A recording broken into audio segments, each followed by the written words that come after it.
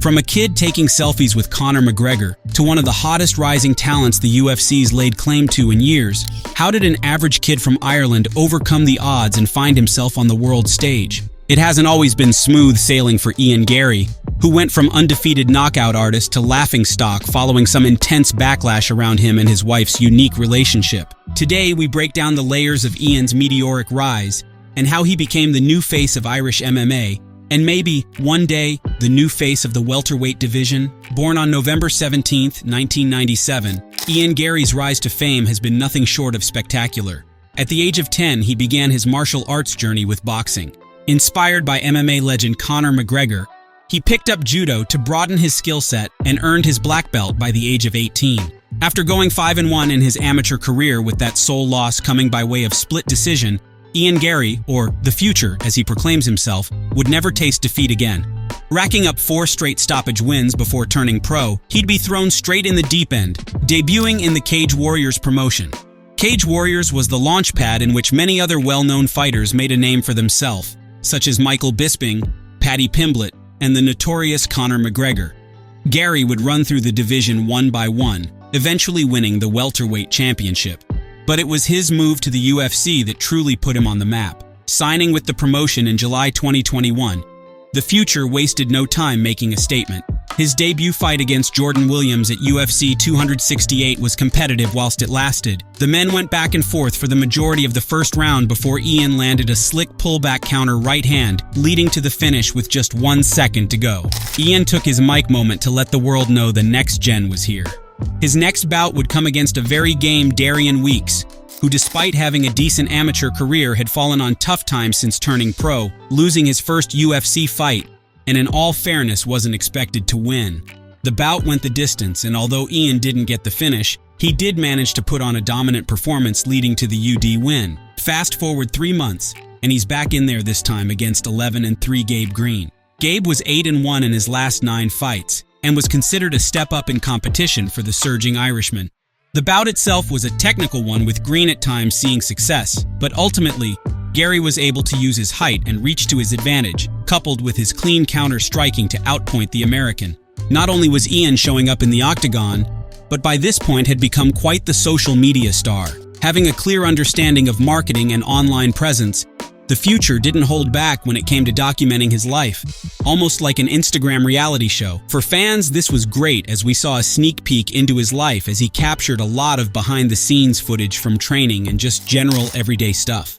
However, it was around this time comments first began to surface around his gym presence and how a lot of training partners weren't over the moon with cameras following the man 24/7, but more on that later. Now 10-0, his next appearance would see him face real adversity for the first time in his career as he laced up with China's own Keenan Song.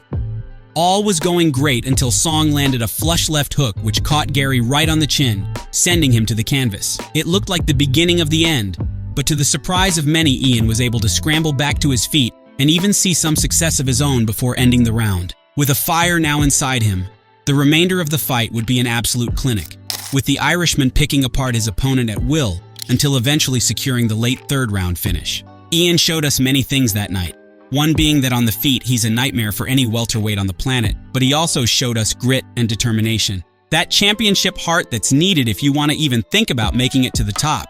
Looking to stay active, just 2 months on he'd be back in there, this time against another rising prospect in Daniel Rodriguez. Despite coming off a submission loss, Rodriguez was still 13-2 in his last 15 fights, laying claim to names like Kevin Lee, Mike Perry, and Li Jingliang.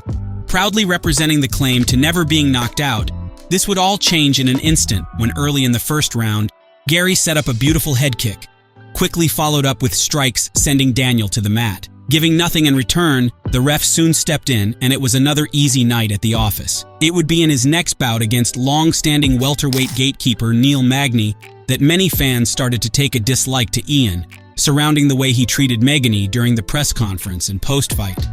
Neil was on topic of giving Machado an ass whooping when he came out with being a father.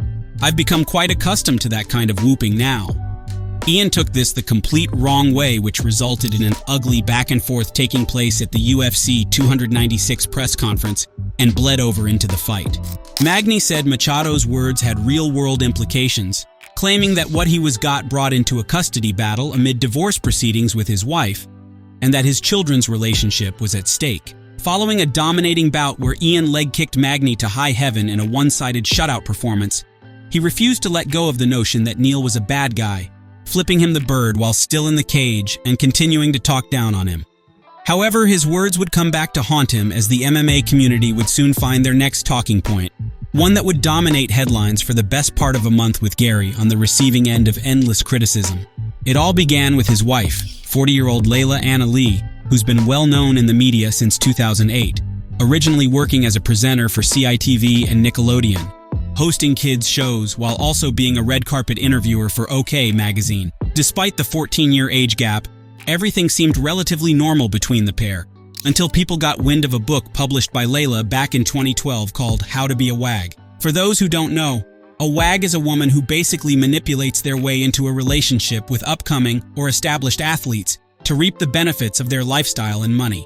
Things got weirder when it came out that Leila's ex-husband was allegedly living with them, working as Ian's nutritionist who had him on a vegan diet. And if that wasn't weird enough, the name Machado, which Ian adopted, was actually also taken directly from the ex-husband. For me personally, it's none of my business, and I believe everyone's entitled to live their own life and do whatever they want with it.